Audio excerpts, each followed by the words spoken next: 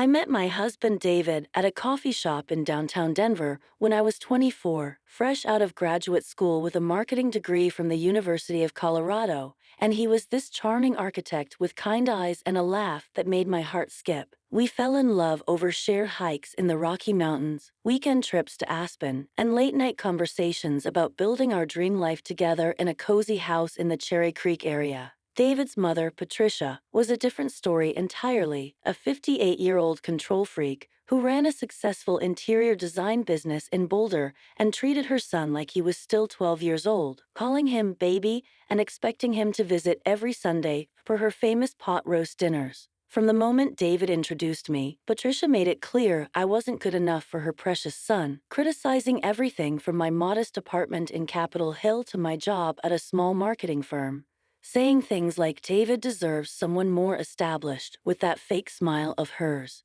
She'd accidentally schedule family events on dates David and I had planned, guilt-trip him about how lonely she was since his father died 5 years earlier, and constantly bring up his ex-girlfriend, Sarah, who was such a lovely girl from a good family and worked as a pediatric nurse. But David loved me, and after 2 years of dating, he proposed on a beautiful autumn day at Red Rocks Amphitheater, the mountains glowing orange and gold behind us as he got down on one knee. Patricia's reaction was to burst into tears, not happy tears, but the kind that made everyone at the engagement party uncomfortable as she clutched her pearls and whispered to relatives about how rushed everything was. My best friend Jessica, who I'd known since our freshman year at CU Boulder, was my maid of honor and seemed genuinely excited for me, helping me pick out my dress at a boutique in Lodo and throwing me a bachelorette party at a rooftop bar with stunning views of the city skyline. Jessica was beautiful, confident, and single, a successful real estate agent who drove a white BMW and lived in a sleek downtown loft, always dating different guys but never settling down because she claimed she was too independent for serious relationships. The wedding was perfect, held at the Denver Botanic Gardens with white roses and fairy lights, and even Patricia managed to behave herself, though she wore a dress that was suspiciously close to white and made sure to mention during her toast how she hoped Amanda would make David as happy as his father made her. For the first 2 years of marriage, life was wonderful. David and I bought a beautiful Victorian house in the Washington Park neighborhood, complete with a wraparound porch and a garden where I grew tomatoes and herbs. And we talked about starting a family once his architecture firm took off. But Patricia's interference never stopped. She'd drop by unannounced, rearrange my furniture because it wasn't feng shui, and constantly make comments about how thin I was getting, suggesting I needed to eat more to be healthy enough for babies. Jessica remained my closest confidant, coming over for wine nights where we'd complain about work and relationships, and she'd always take my side when I vented about Patricia's latest boundary-crossing behavior. Things started to change when David's firm landed a huge contract to design a luxury resort in Vail, requiring him to work long hours and travel frequently for site visits, leaving me home alone most evenings. Patricia, sensing opportunity, began calling him constantly about emergencies, a leaky faucet, a strange noise in her attic, or feeling dizzy, and needing him to drive her to the doctor, always when he was supposed to be spending time with me. Jessica, meanwhile, started making subtle comments about how distant David seemed, how he was always too busy for me, and how I deserved better treatment from my husband. "Amanda, you're basically a single woman," she'd say, sipping her Pinot Grigio on my couch while David worked late again. "When's the last time he took you on a real date?" I began to feel isolated and insecure, especially when Patricia started making pointed comments about how marriages needed constant work, and how some women let themselves go after getting comfortable. She'd show me photos of Sarah, who was now engaged to a doctor,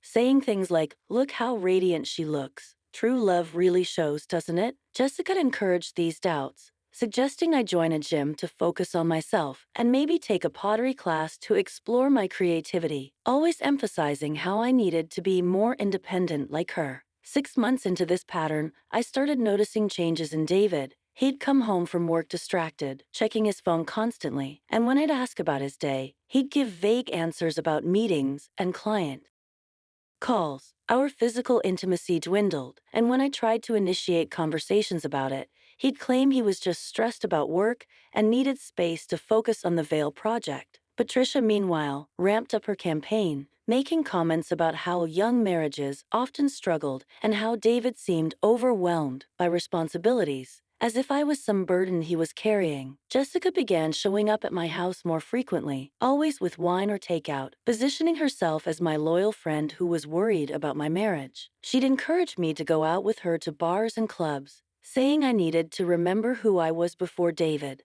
and that maybe some attention from other men would boost my confidence. I was vulnerable and confused, so I went along with it, though I never did anything inappropriate, just danced with Jessica and enjoyed feeling attractive again. But Jessica was taking photos of these outings, carefully cropping out her own face and making it look like I was flirting with random men, building a collection of evidence that would later destroy my life. The breaking point came on a cold February evening when David came home 2 hours late, claiming he'd been at a client dinner. But I could smell a woman's perfume on his jacket, something floral and expensive that definitely wasn't mine. When I confronted him, he became defensive, accusing me of being paranoid and clingy, his voice raised in a way that shocked me. "Amanda, you're being ridiculous," he said, running his hands through his hair. "I'm working my ass off for our future, and all you do is complain." That's when Jessica suggested I hire a private investigator, claiming she had a friend who'd used one during her divorce and discovered her husband's affair. "You deserve to know the truth," she said, her hand on my shoulder as I cried into a tissue.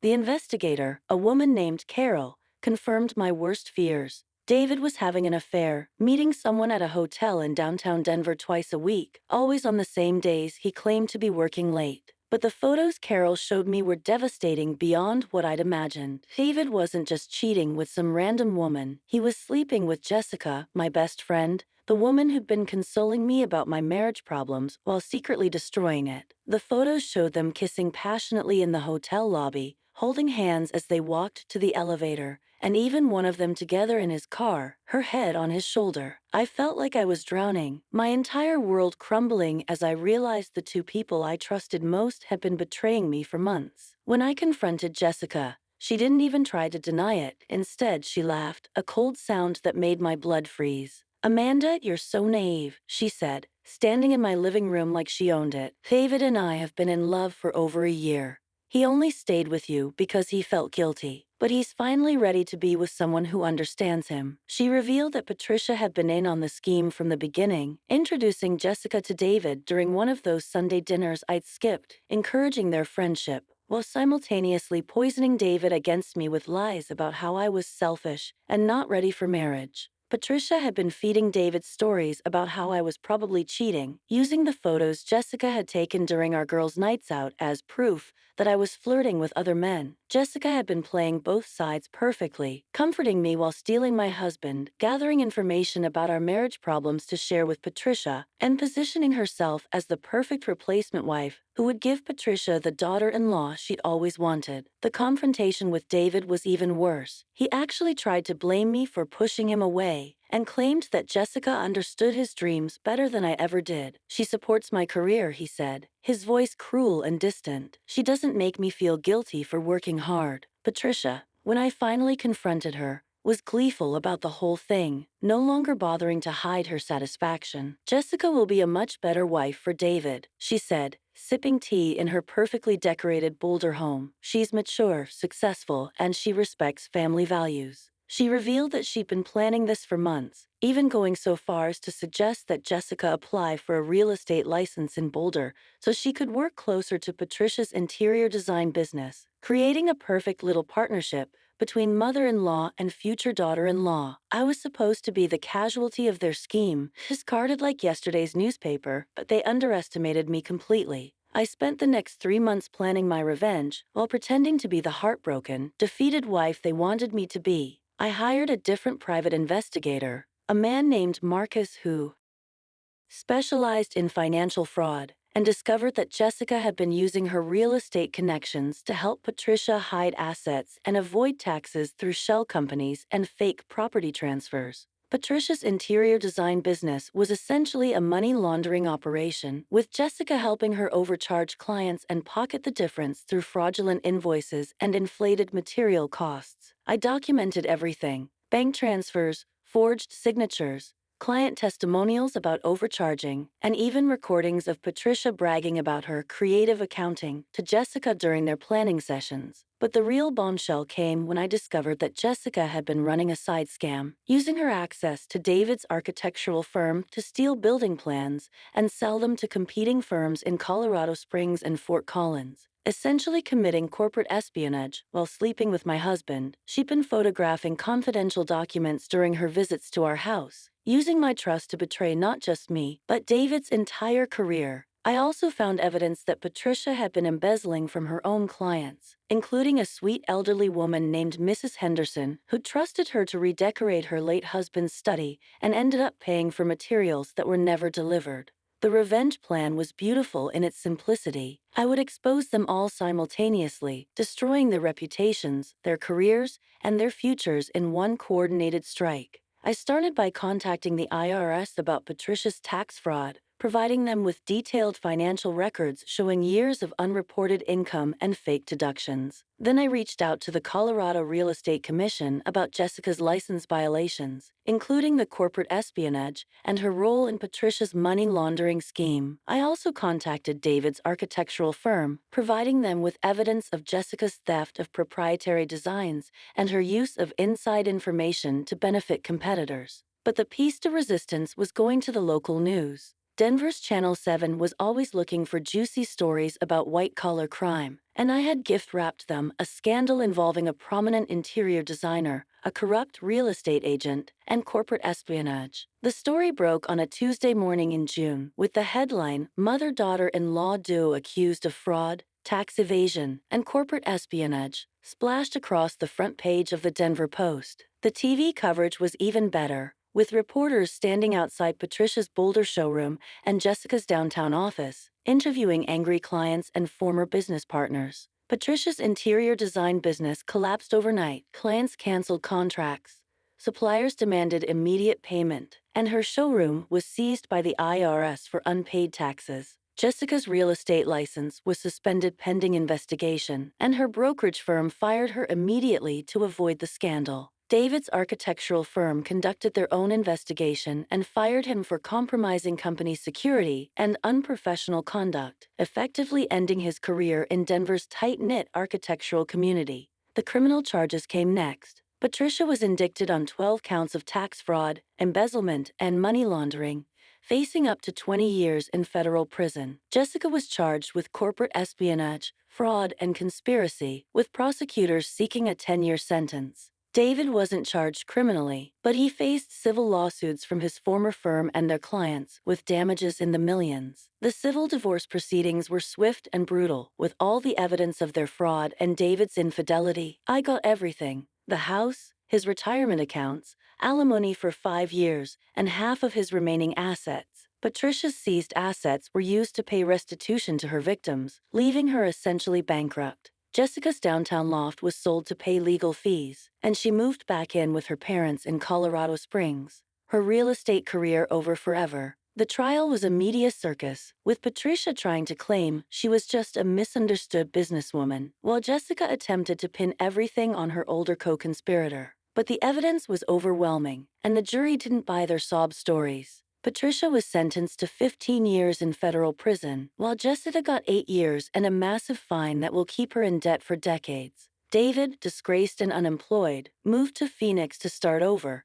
but the scandal followed him. No reputable firm would hire him, and he ended up working for a small residential contractor, a humiliating come down from his former success. The best part of my revenge was watching their perfect little conspiracy crumble as they turned on each other. Patricia blamed Jessica for being too greedy and dragging her into corporate espionage, while Jessica accused Patricia of being the mastermind who manipulated her into the scheme. Their beautiful friendship, built on shared hatred of me, dissolved into mutual recrimination and betrayal. Today, I'm thriving in ways I never imagined possible. I used my share of the divorce settlement to start my own marketing consultancy, specializing in helping small businesses in Colorado build their brands and online presence. I moved to a stunning condo in downtown Denver with floor-to-ceiling windows overlooking the mountains, and I've traveled to places I'd only dreamed about: Italy, Greece, and a month-long photography tour through New Zealand. I'm dating again, but I'm in no rush to remarry. I'm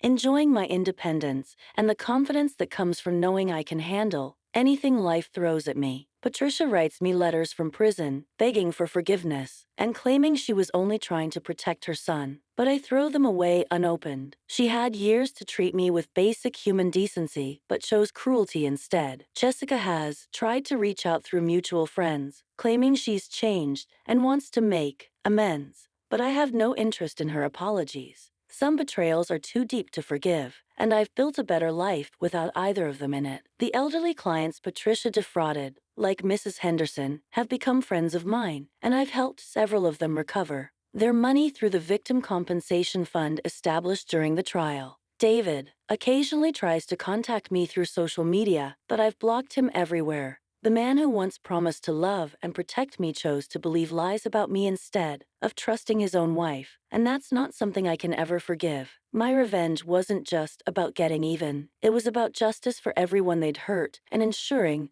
that their particular brand of manipulation and fraud could never destroy another family. As I sit on my balcony, watching the sun set over the Rocky Mountains with a glass of wine in my hand, I know I made the right choice fighting back instead of quietly accepting their betrayal. Sometimes the best revenge is simply living well and watching your enemies destroy themselves with their own greed and arrogance.